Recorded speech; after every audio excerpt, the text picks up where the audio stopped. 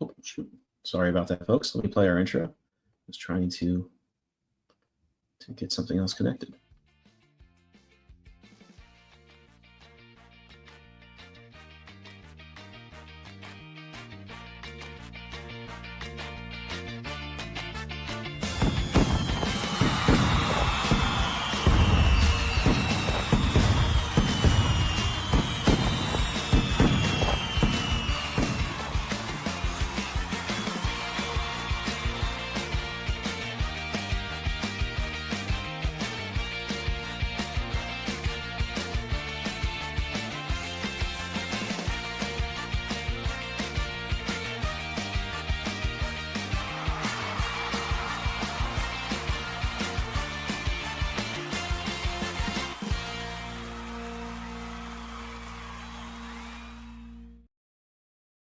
Hey, everybody, it's another Sunday night, and that means it's time to talk to another great indie comics creator about their book. Sorry about the technical snafu there. I was trying to connect Instagram, and you have to jump back and forth to do it, and I'm old, and I don't always do it that well. But I'm excited to talk to our guests, so I'm going to welcome in Chris O'Hara, creator of Refuge. Chris, how's it going, man? Everybody, it's going well. Thanks, Ben, Good. for having me back. Good to be back. Thanks for coming back. So before we get into the book, you have a pretty exciting thing that you do on some of these live streams for people that will back the campaign and leave a comment. Yeah. Tell us about that. For this specific campaign, I wanted to kind of give some good incentives, especially because so many people have been very gracious with their time, Ben included, of doing some live streams, and I like giving back to the people. So if you back, and it'll all be timestamped, which is how I know that it applies to you. If you back our campaign during this live stream, we will be giving you a free poster with your physical tier backing. All you have to do is, after you back, go to the comments section, which is basically, I think, just scroll down a smidge and you should see comments. I think we have 2 right now. Yeah, it's kind of like the main header for the whole campaign says comments. One person already has done it. All you need to do is type comrades, plural, and then submit that, and I'll make sure that you get a free poster in your package. Very cool. It's a fun thing to do. I don't think I've seen a lot of people do something like that, but it's a great idea. Yeah, I can show off the poster too. No, yeah, because that would be even better than me asking. Yeah, go for it. All right, let me show off the poster, because that way people know what they're getting. Otherwise, they're like, does it even matter? It matters, trust me. All right, go for it. It's pretty. Are you sharing it, or you have it like in front of you? I'm gonna share it right now. I might have to. There we go. Challenge as well. There you go. There we go. Cool. So that's a poster of our 2 main characters from the book by the interior artist Lucas Jensen. So you'll get a full standard size poster with your physical tier if you comment comrades after backing a physical tier during the live stream, and this will be on your wall. Very cool. It's a great piece of art too. That could be like a good gift for like somebody too. It's just kind of a fun image. Yeah. Thanks, I appreciate it. So yeah, get a free gift. Why not? Cool. How big are you printing these out? The standard, like, I think 17 by 11. Okay, cool. It's I printed out poster size. Yeah, I printed out some posters that size when I was sending out my book to stores, or trying to get stores to order it. So I wrote a letter about, I'm a creator, I'm doing this on my own, trying to make this cool thing, and had the poster they could put in the window, and I heard back absolutely nothing from anybody on it. But I did love the 11 by 17 posters. They looked great. It was such a good size for it, and it's not too hard to ship if you fold it in half. Yeah. We got a box already set up for it, and my you can't see it behind me, but like my office is covered in posters. So yeah, you'll get one too. All you gotta do is comment comrades. All right, very cool. So, and leave a comment here so we can maybe if you're watching, so I'll know to bring that on screen, and we can go and check that on the campaign, and just it's an exciting thing to do. But in the meantime, it was fun to talk about that. But tell us a little bit about Refuge. Refuge Chapter 1 is this current Kickstarter, but it obviously kicks off a small series that I've been working on about a young child soldier that escapes. That's kind of the tagline: escapes the cruelties of war, and as he escapes the battlefield and finds himself on a snow-topped mountain. He sees a cave. He runs into this cave to seek refuge from the battlefield. And as he goes deeper and deeper into the darkness, he eventually comes face to face with a terrifying presence that he was not expecting. Yeah, I said this. Yeah, I said this last time. It's such a great. I mean, this is just such a great hook. It reminds me of like a really good short film. It's a kind of proof of concept thing, and this just could be a great story. I think. I was going to ask, how many pages is this overall? I believe 24 is what we have. It's kind 24? of your standard comic. I mean, most of my books that I write are about 30, 36 or so. I tend to be a little heavy-handed with my with my single issues, but this one, it definitely it was kind of like a natural conclusion around that standard size, and it just had a nice ending to it. So most issues are in this series are probably going to be around the same. Oh, that's cool. So, and that was my next question: is this part one of a larger story, and is this is going to be an ongoing? Does it have an end? Kind of where you see It definitely this, has an end. Okay. I have that all planned out. I'm giving myself some leeway, so it's either 4 or 5 issues to completion.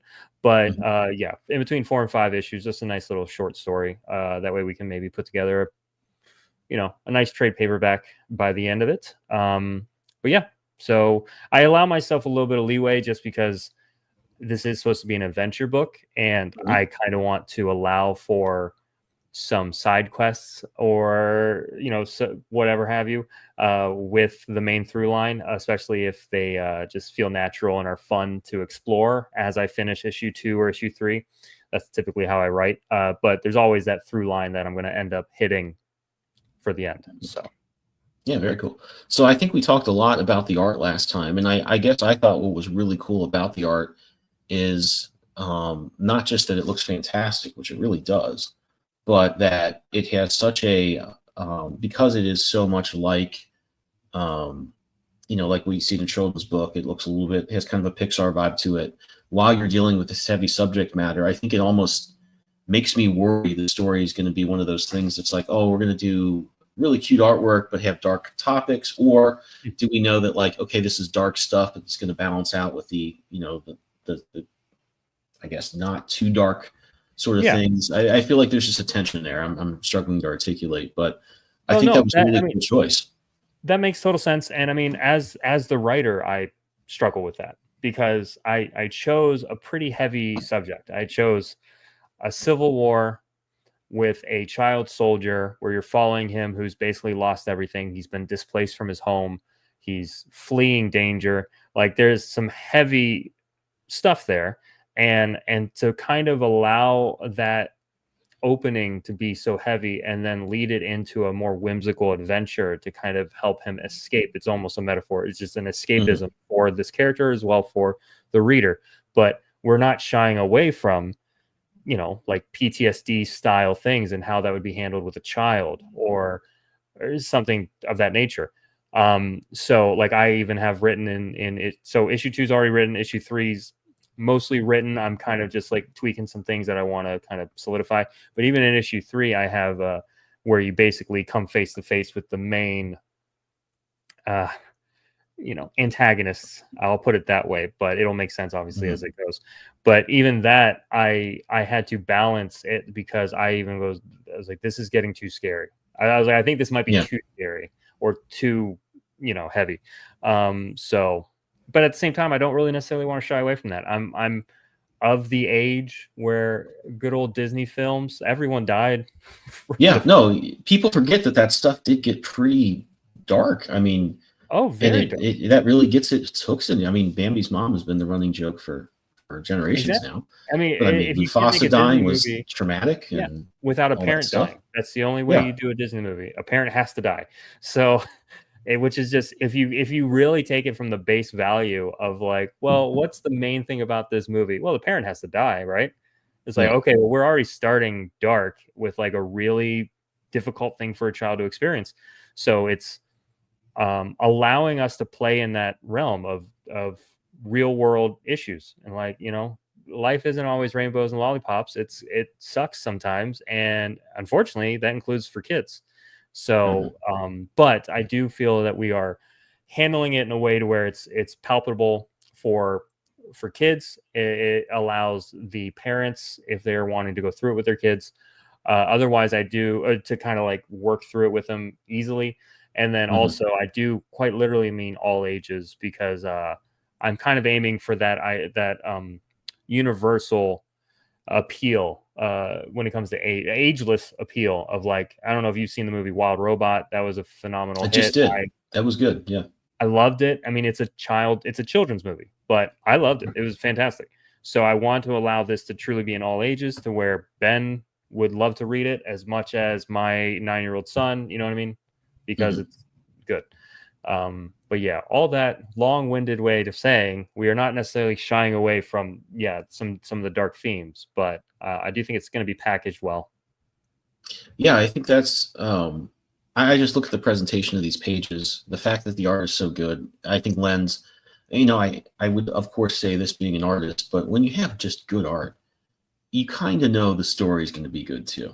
I mean, again, I guess this is something, of course, an artist would think, but it just shows not only that you've invested a lot into this and you've found good partners and you're producing something that just has quality and has the right vibe, but the fact that you've been thoughtful when you do some artwork that's not your standard comic book style, that's somewhere in between children's book and comic book. You say, like, okay, not only does this look good, but they put some thought into this. This means something, the way it looks. It's gonna, this is gonna be a journey. It sounds highfalutin. Through this story, that's going to be pretty curated. They've thought about how I should feel when I hit this beat and that beat. I think that's something that's hard to see. I mean, it's hard to demonstrate, but it's hard to see in a lot of comics, and especially indie comics where people are, just starting out. Really, a lot of ways. I was just starting out with my stuff, and there's a lot of things I look at. Oh, I should introduce this guy here. But one thing, because I'm an artist, I was always really thoughtful of is modulating my style a little bit to hit certain points. I'm like, I want this panel to be really old school looking, kind of undynamic, like old comics were. And I turn the page to a splash panel where it looks a lot more modern and stuff's flying everywhere and it's impactful. And I think that does show that I've thought, that any creator would think about, not just does this look cool, or was this a cool bit of dialogue that I wrote or a good idea, but I'm thinking about how you're going to feel when you turn the page, when you hit the story twist. And that's something I think it's easy to forget when you just look at a nice campaign like this. But it also tells me, like, I can tell this story is going to be good just from looking at these pages. I appreciate that, and I hope so. But, I mean, to your point, I, as the author who can kind of draw stick figures, I'm on par with my 9-year-old son. That I really trust my artists. That's always been my way of going about things, mainly because, first off, they're extremely talented. They've put a lot of time, energy, and effort into honing their craft. I want to lean on them. So, I'm obviously the author. I'm quite literally, when this script comes out, I'm quite literally saying, panel 1, wide shot, full forest, Pavel behind a tree, bullets whizzing past, bang, bang, bang. Panel 2, view from behind Pavel as he peeks behind or around the tree. Panel 3, crack. Like, I'm writing that, but I have to truly depend on the artist to understand my vision or enhance my vision, because they're creative and they're talented. Because, like, some of these panels just work so well because Lucas, the artist, just really understood the assignment, as the kids say, and he just got it. So that's why I agree that the art is so important, obviously, with comic books, specifically one like ours, because this is going to be a speechless. It's a silent comic. There are no speech bubbles. There's no dialogue. There's no narration. And I can elaborate more on that in a bit if you'd like, or the reasoning behind it.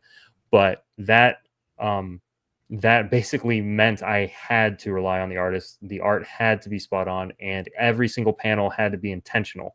Every page turn had to be intentional. Every movement has to be intentional, because you can't give an exposition. You can't have two characters chit-chatting around a campfire and explain the whole backstory as to why they're there. That's not a thing.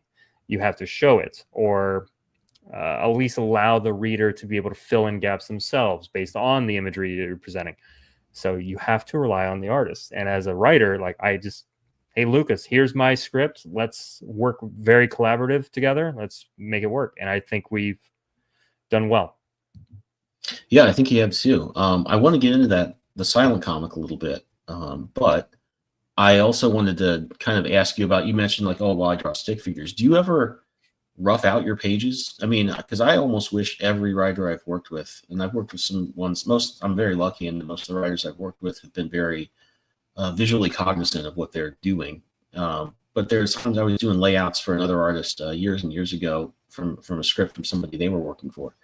And it would be like, page 2, this is the big panel. Then this happens, and there's a million things in this panel, and also the speaking character, the speaking word of the characters is reversed, so it's hard to do. And then panel 3, this is the big panel. Like, it just didn't make sense. I almost wish that person had been forced to sit down and draw it out as stick figures, which would be fine. And not necessarily hold the artist to that, but if you just had to sit down and think about, and I think this is so cinematic that you've got a knack for that. I don't look at these and imagine that you sent your artist a script that was like, oh my God, how am I going to make this make sense right to left, or I'm sorry, left to right, every page, every panel.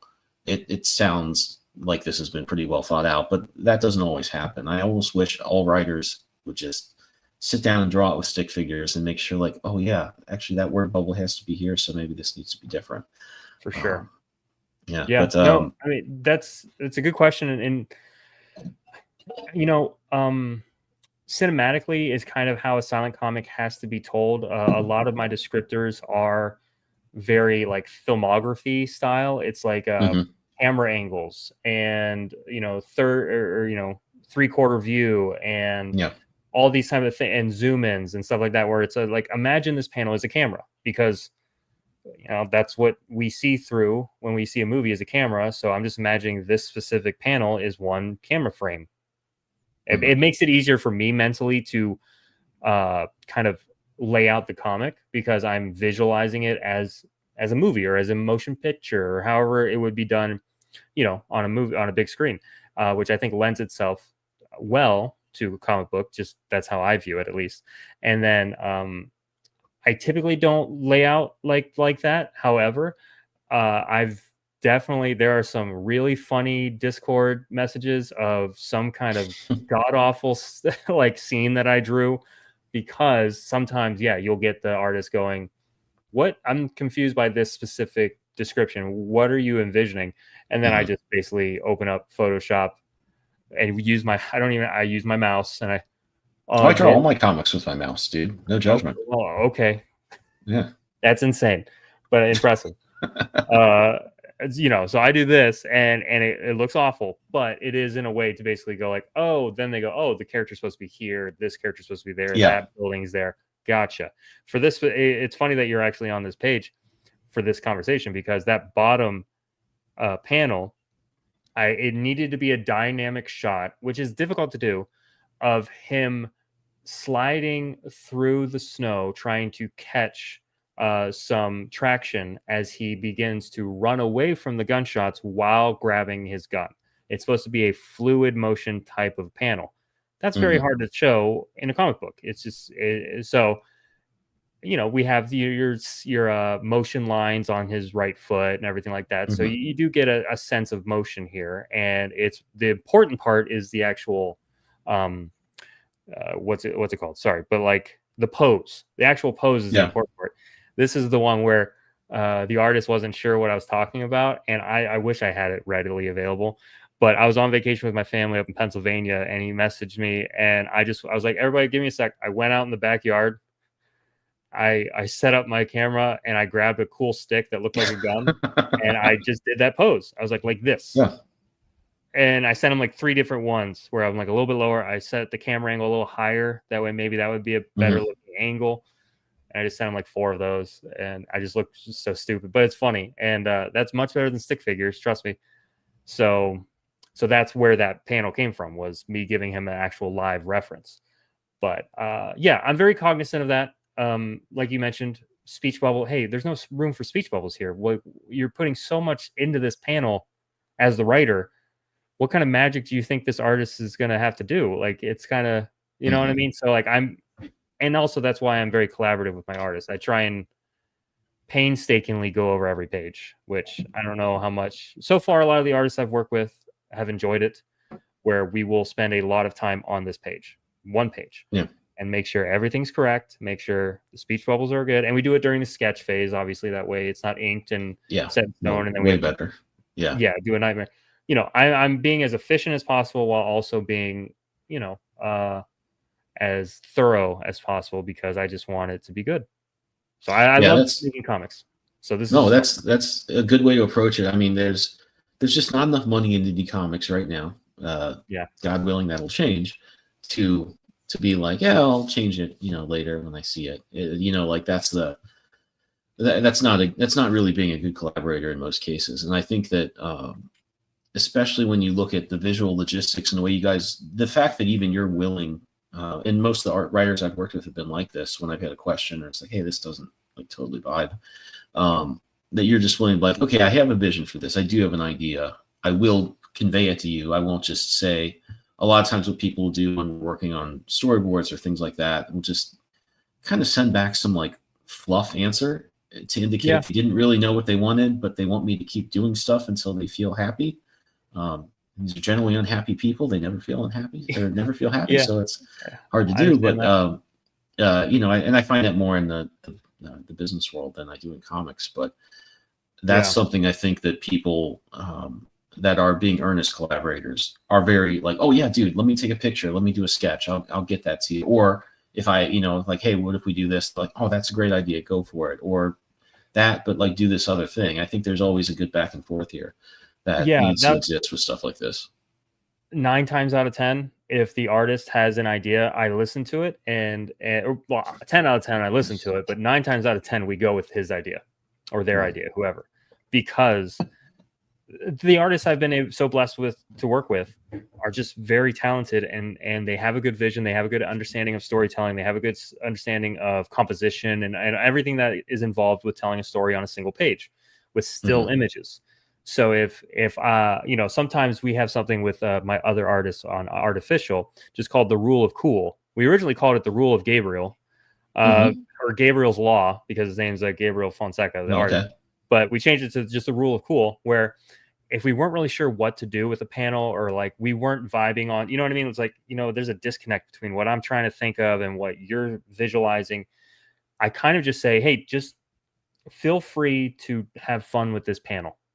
Do what you think would make sense for the story. 9 times out of 10, I mean, maybe some people will call that being lazy, but that's more of a, like, you know, not worst case scenario. I wouldn't use that term, but kind of like plan D of, we just need to figure this out. Artist, very creative person. What you got? What do you think? And I trust you.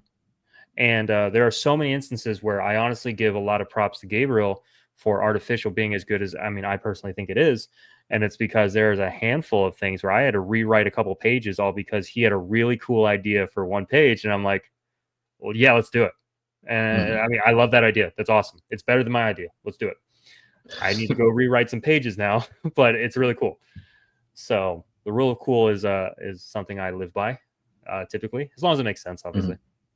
Yeah, I mean, I think that's always my answer to stuff. Like, if there's like something logistically doesn't make sense, is like, hey, let's just break this up, or throw a reaction shot in there, or they grab something in one panel. Like, I've seen panel descriptions that are like, they do, and these are for storyboards mostly. I guess I can think of 1 or 2 specifically that aren't comic related, but they're like, you know, Jim walks into his apartment, he opens the refrigerator, he grabs a, you know, thing of orange juice. And I'm like, how many pictures is that? And they're like, well, we only have the budget for 1, so it should be 1 picture. And I'm like, is this the Flash? Is this super speed? What's happening here? You know, stuff like that happens, and it's, you gotta, there's no way to do it, so you have to push back. But I think I was reading an article about a great artist named Sal Buscema, who drew Spider-Man a lot when I was a kid, who was going to do the next, they did Secret Wars, which was a huge success, and I think 84, 85, 86, something like that, at Marvel, that Jim Shooter wrote. They were going to do Secret Wars 2. He kind of said, Sal Buscema, I want you to draw this, but he would write these panel descriptions that were like Spider-Man jumps, bounces off this wall, then that wall, then shoots his web, and would specifically be like, I do not want you to break this up into different pictures. I want it to all be in one panel, and also there's like 8 panels a page. And he said, look, I just don't think I'm the right guy for this, and really, I think got himself a little blacklisted for a while until Shooter left. But I read that and I'm like, oh, dude, that's my nightmare to have to like put so much, because it's just not going to look cool in most instances. I can think of, and Spider-Man maybe is a good example of this, because there are things Spider-Man as a character can do, kind of like the Flash I mentioned before, where you can break those rules a little bit because they have a little bit of a different kinetic presence on the page due to their movements and what we're used to seeing from them. And I could see a thing where like, oh, Spider-Man catches, somebody throws a girder at Spider-Man, he catches it and swings it around towards the person to throw it back at them, and that should be one panel. I'm like, yeah, that would be cool as one panel. You'd have this big whoosh. But if you don't break it up, and I think what you have here is so cinematic. And I actually thought when he was kind of spinning with just his right foot that he was, because he's sort of exposed here, obviously, and I thought that was him not necessarily moving back, but like swinging to the right to get out of what's clearly a dangerous area to be in. And I thought that's such a complicated logistical thing to portray that to do it this seamlessly is really, really cool. Kind of has a G.I. Joe vibe in sort of a way, with those old comics, which they also did a very legendary silent issue. Yeah. It's interesting. It's been a challenge to do, but it's been a lot of fun. But yeah, like I said, it's heavily art forward. Obviously that's the only thing that's telling the story, so it's got to be good. Yeah. And one thing I think I'm realizing now, and I don't think we talked about last time, is you really have a good character design here. And I wanted to know how much of that you kind of came up with, or your artist came up with, because I think this is a character that he's not a superhero that has a logo that you could just black it out and have the Superman S on there. Like, I get that that's him. Or Cyclops has the little red thing, and you're like, okay, he could be blacked out except for that, and I would get what's happening here. This is so much more real world, and it's baggy, and it's just complicated and unwieldy because he's got the pack and he's got the gun and the hat. I think you've used every one of those elements to be something that could work in a silhouette, really tiny, and I get who he is. How much of that was your artist, and how much of that was you? Once again, we try and collaborate as best as we can. Here, I'll do you one better right now. I'll show you a quick little, if you don't mind. No, absolutely. I might have to take your. Oh no, you took it off. Cool. Yeah, I got that. Surprisingly, I could figure that out. You do a lot of these lately. I can tell. I mean, I do more than I want. It's fun, but a lot, yeah. So like here, this is a quick little thing of us going over, once again, like as an artist, you start with your silhouettes, you kind of get a vibe for how you want the character to present on the page. And I mean, I'm a graphic designer. I went to school for actually game design. So I'm very familiar with like the creative process behind anything artistic. So I'm able to kind of speak the language as well, which is fun, and it's an easier way to collaborate. But like, we kind of had a lot of back and forth on what we wanted. Now, it was definitely I'm leaving it vague, but it's a like Soviet era, time frame. I'm not trying to like pinpoint it in history per se, because that's not necessarily important to the story. It's just as long as you can be present in the time period, that's all that. But the time period also has to be grounded, so it's grounded in that like older Soviet era.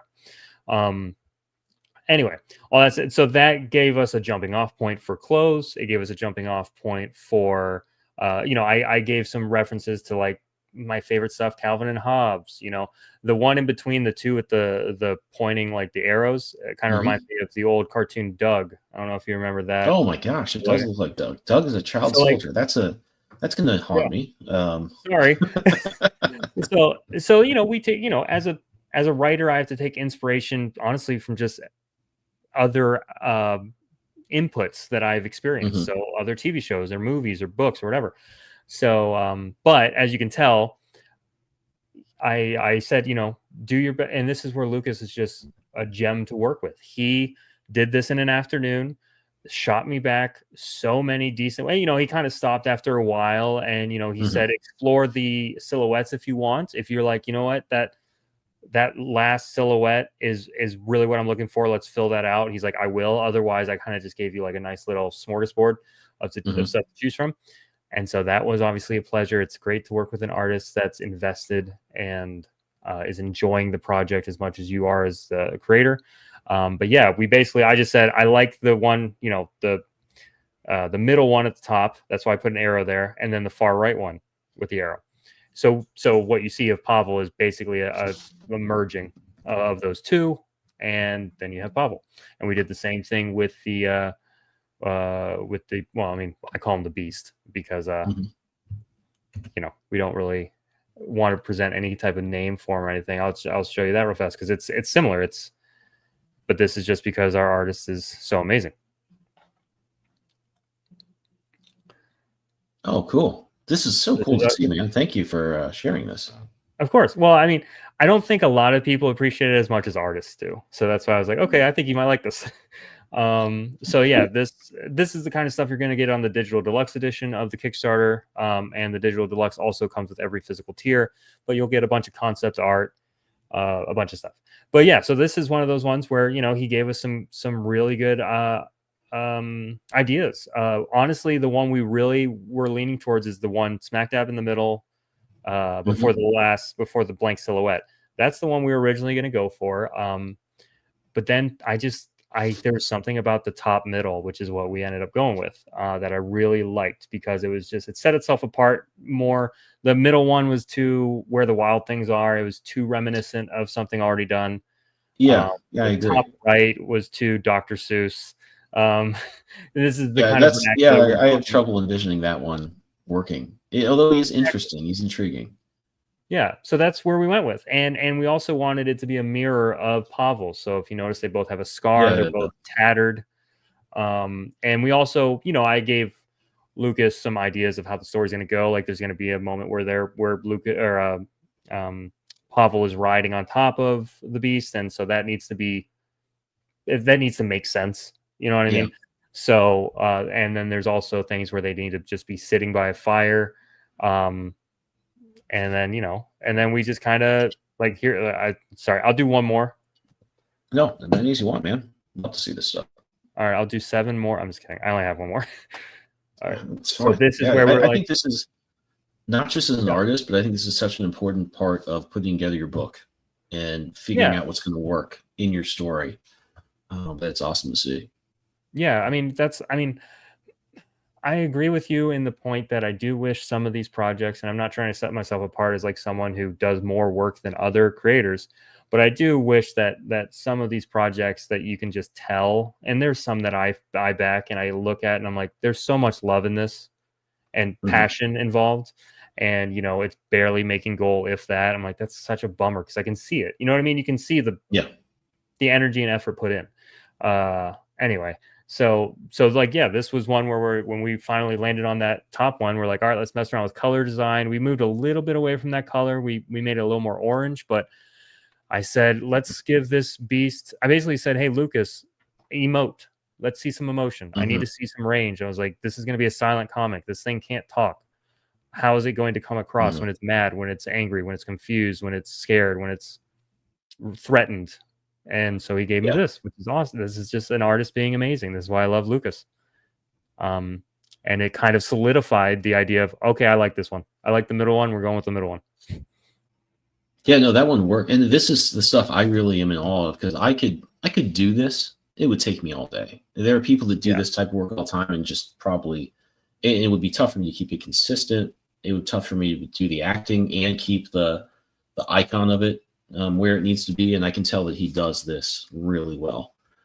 Yeah, and this is Lucas's first comic he's ever done. That's shocking. Yeah, he's a young artist. I think he's 24 or 23. I can't remember. I want to say I remember seeing a post about his birthday, where I wish I was like, happy birthday. I think he's 24, so he's a young kid. He's hungry and he's very talented, and he's from Brazil. Doesn't speak barely any English at all. mainly just Portuguese. I actually have to talk with his girlfriend. Him and his girlfriend are in a room, and I talk between the two of them. Translates.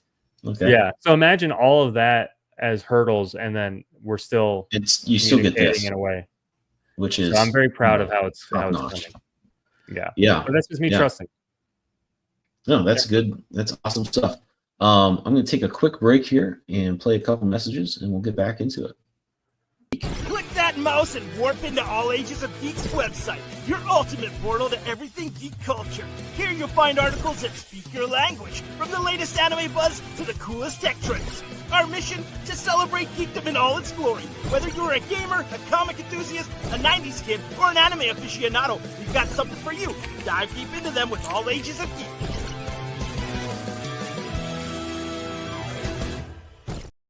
Your comics take a lot of time and effort to create. Way too much to have them get damaged while shipping to your backers. Gemini Comic Supply mailers keep your comics safe in transit, and with the code GeekCollective10, you can get those mailers with 10% off your order. That's GeekCollective10. Enter it at checkout to get 10% off. All right, and just want to reiterate, great content over at All Ages of Geek, so head over there if you're into any of that stuff. I think a lot of us are. And also, I've mentioned this in the weeks past, I just used the Gemini code to get a bunch of mailers for the last few Scarlet Twilights I need to send out. It definitely, I mean, that was a great thing. I was able to factor that in my costs. It made it a lot easier when you're buying in bulk. It really does make a difference. So head over to those and check it out. Links are in the description of the YouTube show. And I should also mention links to Refuge are also in that description right at the top. So you can click right over there and back this great comic.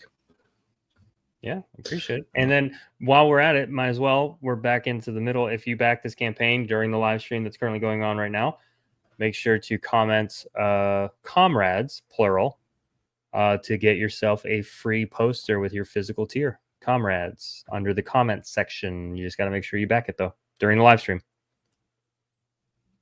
So get on. I hope somebody will. This is fun. I kind of want to do more things like that now that I'm going to absolutely steal this idea. Of course. I'm trying to, it's marketing is the Achilles heel of the indie creator. It's difficult. And so whatever, people love free stuff. And so you got to figure that part out. That's an easy marketing tool. Yeah. And I think that in addition to that, there's a lot of people that argue on Twitter primarily about marketing and kind of I do not get into that at all. But I think I do come down on the side, of course, that it is very important. And I think, not to get too businessy, but what I think is important is that you do what you are doing, which is to say you make it fun. You find ways to, I've said this about my campaigns. I've tried to get at least most of the first issue done or done in black and white so I can send something to people when they back if they message me. I want, you go to your comic shop on Wednesday, or some different days. I know now there are different distributors. You can pick up your books. If you're super pumped to read it, and there have been with comics I bought, I can read that in the car before I drive home. That's nice to have as an option. And I think I wanted to do something on Kickstarter that at least resembles that. I've also read about writers and editors talking about how great it is when they open their inbox in the morning and they see a new page from the artist. It's just a fun thing to get. Yeah, that's something I'm like, okay, I could recreate that on Kickstarter. That could be fun. And that's something because we can't compete with the price point of, shipping through Lunar Diamond or whatever it is now. Yeah. And being in the shops, but we can do extra stuff that's like that. And like what you're doing with the poster, I think that's when I think of people talking about marketing, that's the type of thing I really like to see. Not just for the individual fun factor of it, but here's something we can do that you're not going to get with the next issue of X-Men or the next issue of Batman. And then there's also the personal side of it. We're out here doing this, or people can message you on the campaign and say, hey, I liked this, or I didn't like that, which is just, that's a good thing. I think that's something that you get from this. And I think we really all need to double down on that sort of thinking. Yeah, 100%. Yeah. I also wanted to ask you about the logo. I really like this in that I gravitate towards text-based logos, which is to say I don't like to get too illustrative with them, although I think there are some books that's a great fit for. I kind of want a big block of text and a nice font. You struck such a nice balance here in giving it the horns and also this kind of rough pastel feel. I love the logo for this. Was this your artist as well, or did you kind of you mentioned you were a graphic designer? Was this kind of your That's baby there? That's me with the idea, and then the artist with the execution. As most things are with my projects. So, but yeah, that's actually a specific font that I really enjoy using that has a more Soviet Russia type feel. And basically I literally just sent him Refuge in the font. Mm-hmm. And I said, hey, can we make this look furry like the beast? I was like, put the horns on it. I said, I have an idea for the base cover.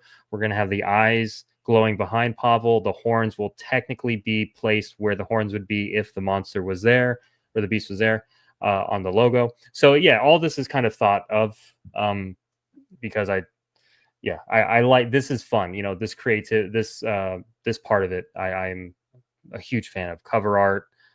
Really kind of encapsulating the comic in a way that's honestly difficult to do. So it takes some thought. But yeah, I appreciate. Dude, when he sent me the Refuge with the horns and everything, like the PNG of this, I'm like, oh, it's perfect. I was like, this is exactly what I was imagining. And that's just a good day. You know what I mean? When you get something that it basically was in your brain 5 minutes ago and now it's in front of you, it's so cool. But yeah, this is exactly what I was imagining. No, it is perfect. I mean, I really like just font-based stuff, and that's a good font. I think I have that one, and I can't recall the name of it, which is unusual for me. Usually I can pick that up right away. But the fact that you made it a furry, you didn't overdo anything, which is a huge temptation. And the fact that it lines up, which I didn't really catch, that this was like where this would be on the creature. Yeah. Very fun. I love to see that. I did also want to ask you about this cover. I love this one. I love snowy stuff in the atmosphere that gives you. And this one is just, it just has such a great vibe to it. This doesn't look like it's by Lucas though. No. So, I mean, artist to non-artist, I'm not a huge fan of variant covers. I just never have been. And I think mainly becomes, I mean, this isn't really, a secret. I do think some people use it more as a bait and switch. They get that real high quality art and the interior just doesn't match. Yeah. I've just never been a fan of it. So I typically do not offer variant covers on my Kickstarters. I will offer variant covers that are just different compositions, but it's always the interior artist who does it. This one was one though that this is by Gabriel Fonseca, the artist of Artificial, my book, and Blossom, which is done under Bentbox and a bunch of other books. And he's recently doing something called Deadhead, I believe, which is this really cool like killer serial killer type books, like old 90s slasher vibe, but it looks really cool. Anyway, I love him to death. I think he's honestly why we are where we're at, because we had such a good footing in the beginning with him. I just had to reach out and ask him to do a variant cover. And he's always game. I love his style. And between you and me and everyone else watching right now, like I saw this and I'm like, it's so good that I love Lucas's art style as well. And that technically fits the vibe we're going for. So there's no danger there, Lucas. That said, seeing this, I'm like, this is so good. And I can see a whole book like this now. You know what I mean? And yeah, so this is just one where, once again, all these covers were covers that I basically jotted down a base idea of just, hey, Gabriel, I really want to mess around with maybe like the open forest idea. Let's work with a nice silhouette of the beast. Here's the example that we're going to be using. Here's Pavel. And then have fun is typically my last sentence I say is have fun. So he came up with this and it looks great. And I am a sucker for font or logos or anything to be embedded within the art. So I had to, I obviously put the Refuge on top of it. He sends me the blank thing. I do all the graphic design work. So I just do the logo, our credits, and then obviously, the Bentbox logo, and then obviously the logo for the comic. But as soon as I put it in there, I was like, all right, let's put that right behind this branch. Felt like Bob Ross, like it's a little bit right behind this branch. I just love, yeah, I'm a sucker Behind for this that kind happy of thing. tree. Yeah. Yeah, this happy tree. It's kind of a sad tree, but that's okay. Yeah.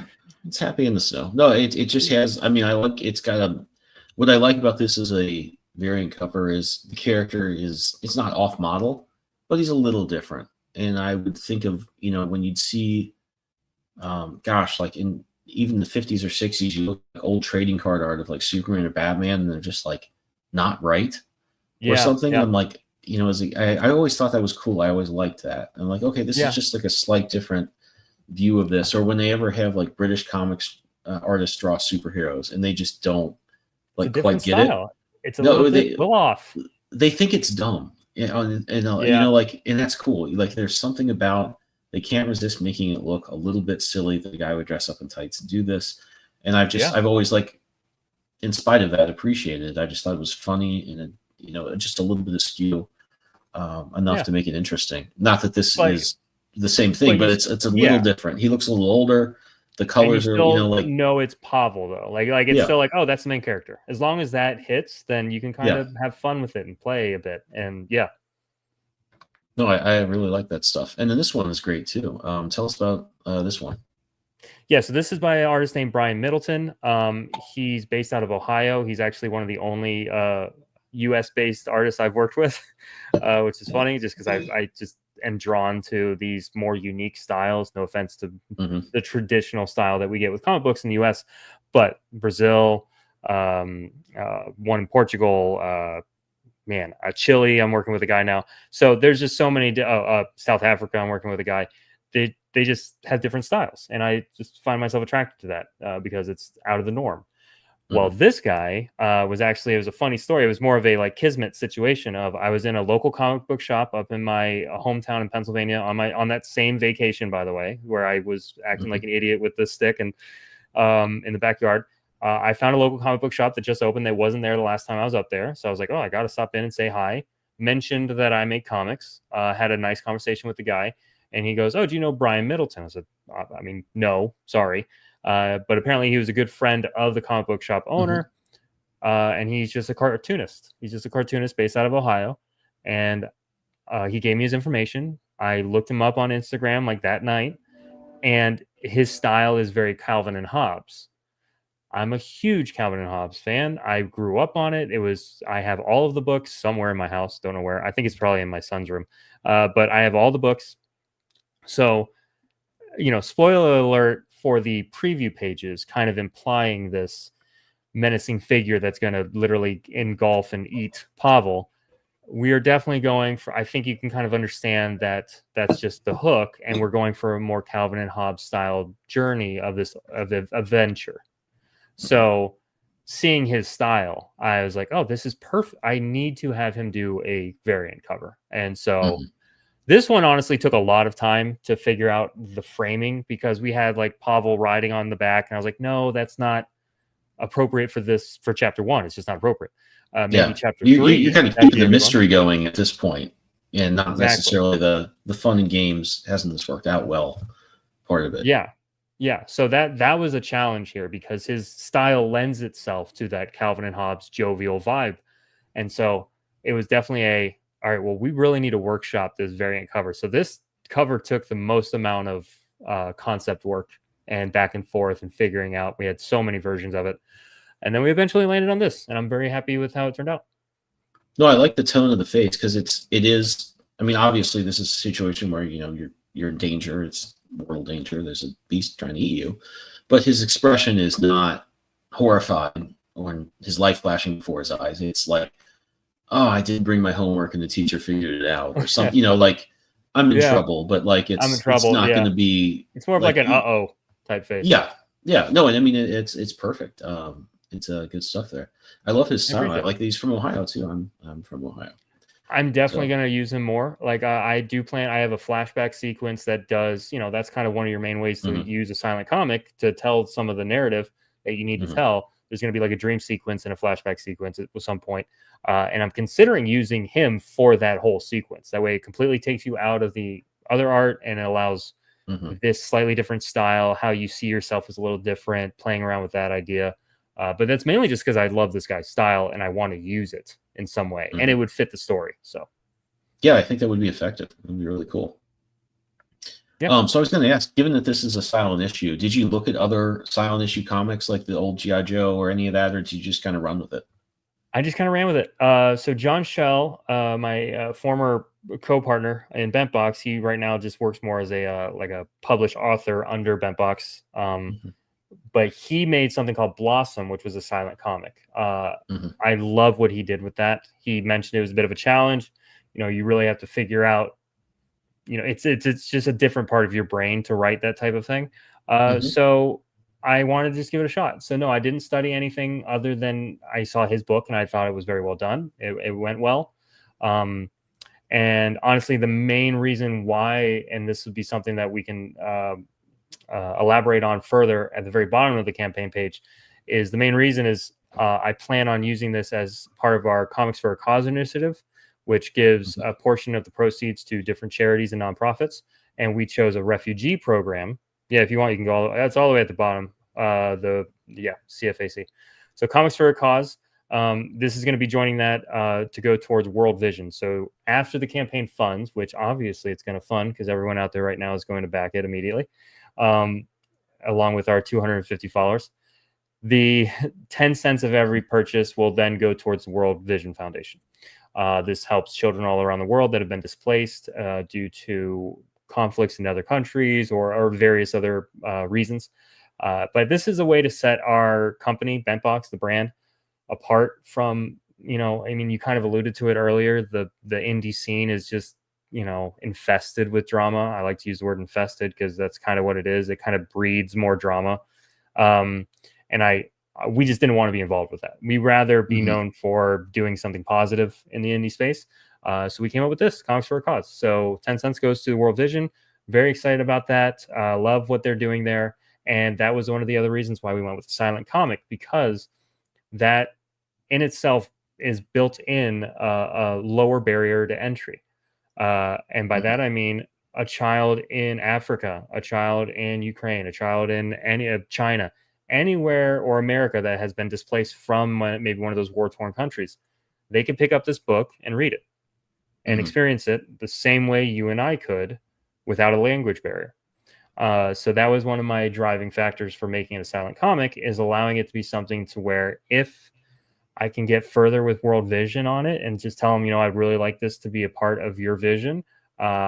Here's 100 copies. Make sure they get to whoever needs, some children out there that, here's just a bunch of books. I wouldn't have to worry about translating it. It would just be, here's a bunch of books. So yeah, that's a kind of the reason behind us going silent with this one.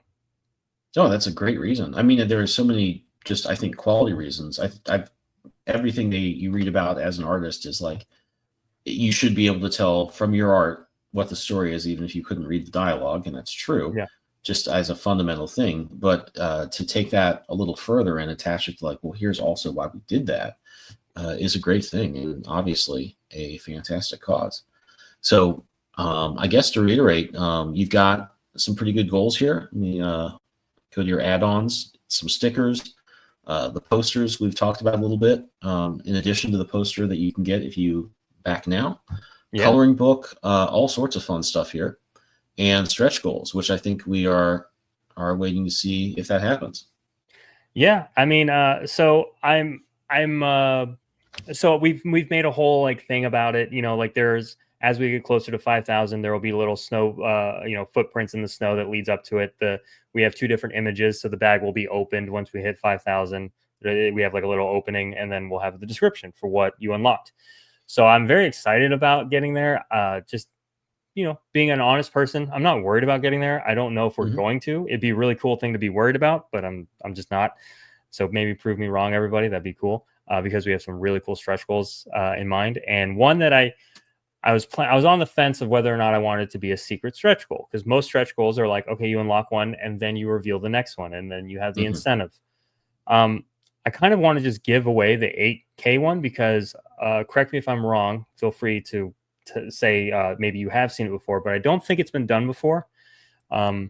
So I'm very honest and open with my projects, because I feel like that's a way to build trust. Otherwise, it's hard for me to trust you if you're not open and honest.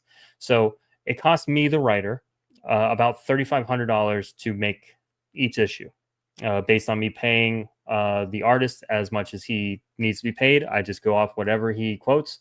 He gets that money because I don't want to bicker about money. You know, he's talented. He deserves the money. Trust me. So it costs about $3,500. I had the thought that if we hit $8,000, the extra is only going to go into issue 2. Like, there's nowhere for me to put it other than issue 2. Issue 2 is already written. Issue 3 is written most of the way. So my plan for if we hit $8,000 is to push the delivery date back 3 months and deliver both issue 1 and issue 2 with your pledge. Oh, wow. That is awesome. Yeah, Very cool I'm stuff. excited for it. But once again, I'm not super worried about it. I would love to be worried about it, though, because, there's no reason for me to put it anywhere other than back into the series. I'm very excited about the series. I want it to continue. But I also want it to be very consumer focused, to where that I'm invested in the series by, I think we also have kind of put our goals, or not our goals, our prices pretty reasonable. The standard, feel free. The standard edition's $8. You're rarely going to find an indie comic on Kickstarter under 10. So, we're trying to be very consumer. I want to lower that barrier to entry as much as possible. There's no reason for me to up it past 8 just because I know my printing costs. I know my shipping costs. 8 is fine. That's a fine margin for me. So if you back $8 and somehow we get to 8K, you get 2 comics for $8. That's not bad. So that's my goal. That's better than what you're going to do in a shop, actually. Yeah, that was my goal. My goal was to give you, the consumer, the most value as possible, and to show you that I care about the series. And my goal isn't necessarily to make a quick buck, but to rather make a cool story for you and for kids, and to also give to World Vision. That's my other goal with all this. Well, very cool. I mean, that's my philosophy too, is I always want to keep the prices as low as I can. I'm trying to build an audience, and get people invested in my characters, my stories, my worlds. And, a big part of that is being transparent and keeping things as low cost as you can, and also trying to inject as much fun as I can in the process. And I think that's, from talking to you, seems like it's been front of mind for you in a lot of the things you come up with there. Yeah, for sure. Cool. Well, just to wrap it up, get to the top of the page here. Refuge Chapter 1, it's 25 days to go. The link is right down in the description if you're watching this now or if you're watching it later. You have a few minutes left because we're going to promote some other comics to get that poster. So fingers crossed that someone does. But in the meantime, let's go to some of our other comics.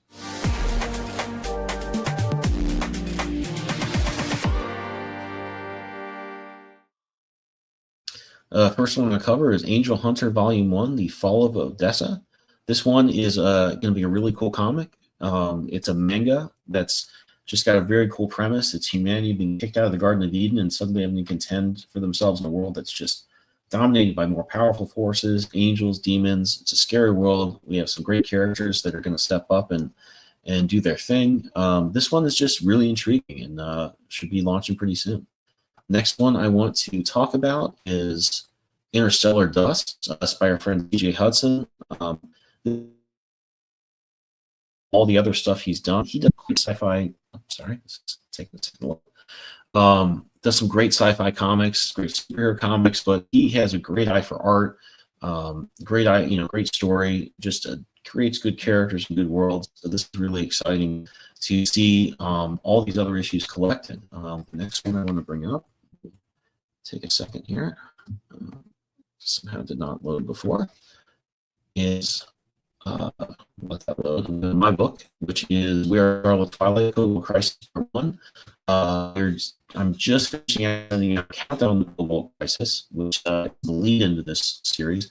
But this is going to be an 8-part series. This is the first part that is, my Crisis on Infinite Earths, those great crossovers. And if it had been done in the 1940s books that we've seen, the Golden Age stuff, the early Batman and Superman, early Justice, Captain America, all that stuff. So it's a lot of, it's going to have the tropes you get in those crossovers, but done in a different style, in a way that's going to be really surprising. It's going to be a way to, I think, go back to those old comics and see them in a way that are fresh, but also to go back to those old event comics from the 80s, 90s, and 2000s. And through this lens, it's going to seem like they're a little bit fresher as well. So I think it's a really cool opportunity to just dust off some of these really fun things and do them in a different way and have a lot of fun with it. So that should be. Hey everybody, I'm live by myself, I think. I think he was having some problems with his internet.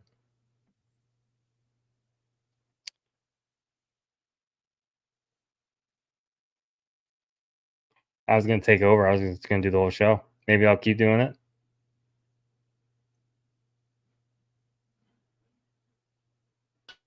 But You can do it, Ben.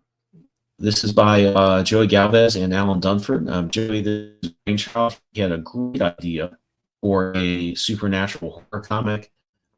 This comic itself is really intriguing and fun, but I think what it needs to do is super interesting. He's got a whole kind of world planned out for this, based on some really fun stuff. There's a lot. I love this one. Series artist, this one is just obviously such a gripping image. I really like that. And you get my favorite cover, which is based on some Misfits art. So this is a fun book, and as much fun as this is, the Seven Deadly Nurse, as he's calling it, that is just going to be so cool. You're really going to want to get in on the ground floor of this because it's leading somewhere, I think, really intriguing. But I think that will do it for this week. Chris, thank you for coming by and sharing Refuge with us. Of course. Thanks for having me. I appreciate it. It's always fun. Oh, yeah, absolutely. So everybody has as much fun looking at Refuge as I have. And until next week, I'll see you then. I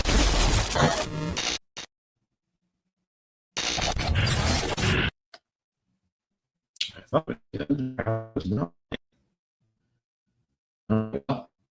Just goodbye, everybody, and we will see you.